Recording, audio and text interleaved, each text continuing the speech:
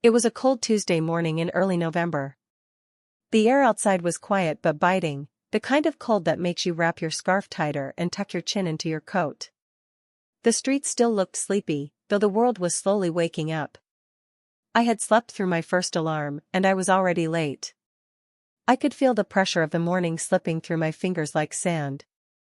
I scrambled to get dressed, skipping breakfast, brushing my teeth with one eye on the clock and the other looking for my missing shoe. I was in such a rush that I barely noticed I hadn't had a sip of water, let alone time to breathe. My mind was racing through the tasks ahead, emails, a meeting with my boss, a project I had barely touched. I was already stressed about work, and the day hadn't even begun. I knew I was behind, and that thought alone made me move faster, but not smarter. I grabbed my coat from the hook by the door, threw my phone into my bag, and felt around for my keys. They were sitting on the table next to my wallet. I picked up the keys. My hand brushed the wallet, but I didn't pick it up. My mind was screaming, "Hurry," and my hands followed its lead.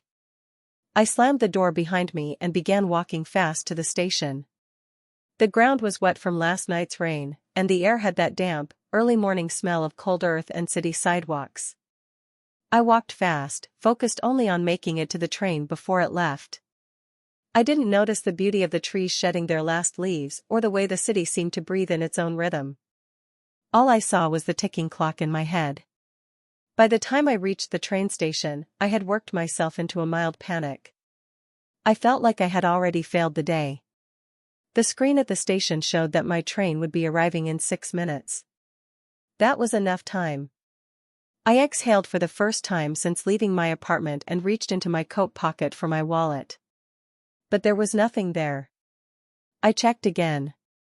Then the other pocket. Still nothing. My stomach dropped. I patted down every pocket I had. No wallet.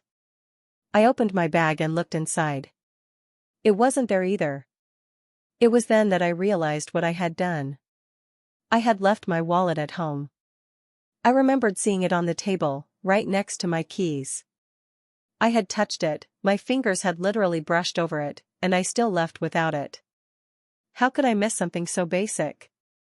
I felt a wave of frustration, embarrassment, and helplessness rise up inside me. I stood still on the platform, unsure of what to do.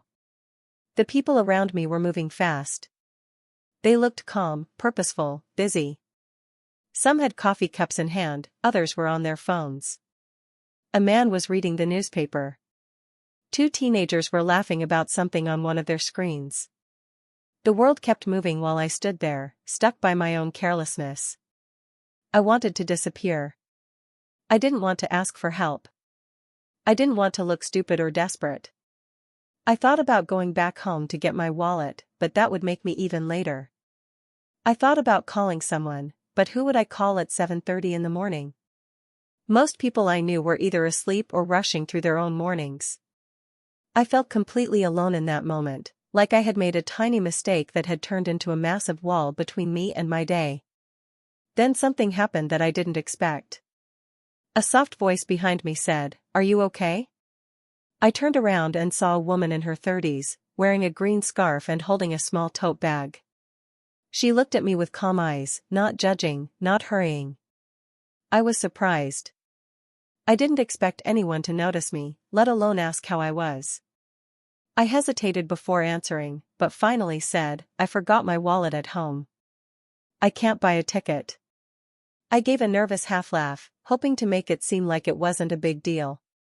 But inside, I felt small. I expected her to nod and move on, maybe say, "Oh, that's too bad," and continue her day. But instead, she said, "It's okay, I can get your ticket." I was shocked. I didn't know what to say. I immediately shook my head. No, that's okay.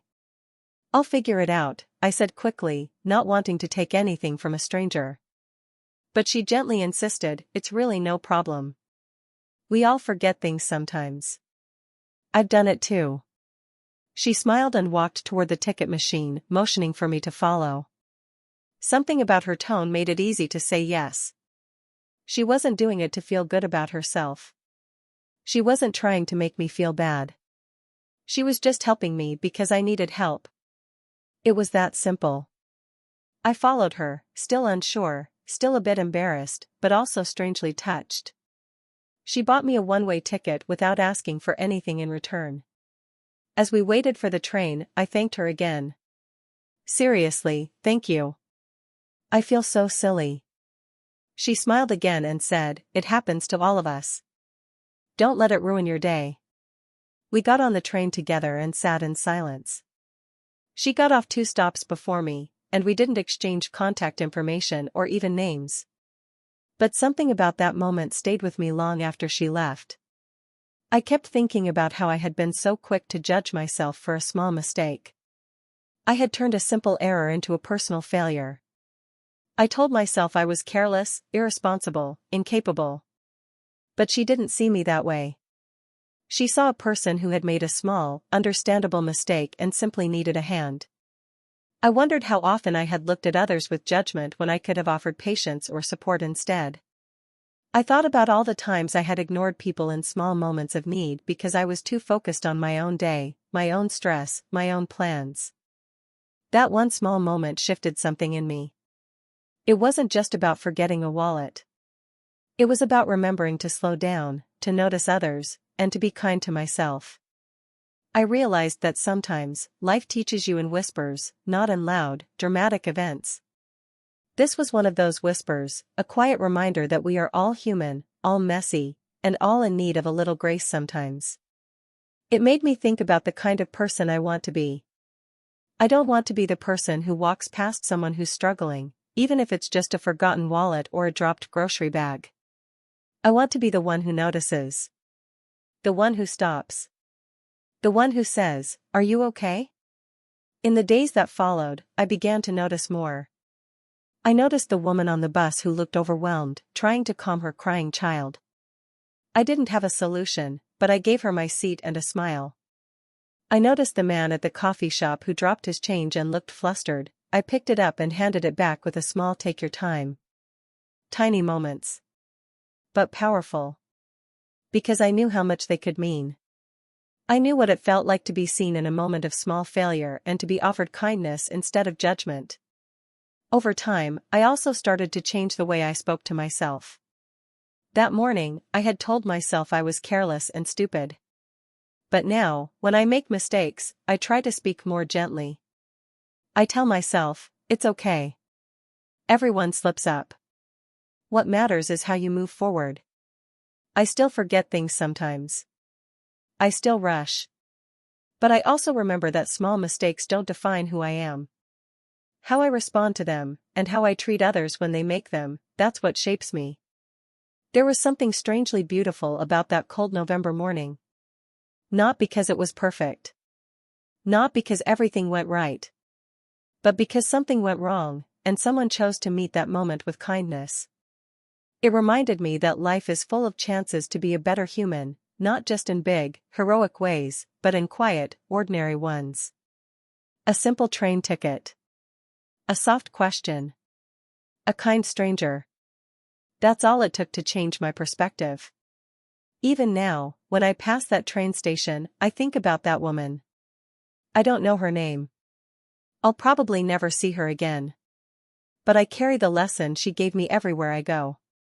And when I see someone who looks lost or stuck or just a little off, I try to be the voice that says, "Are you okay?"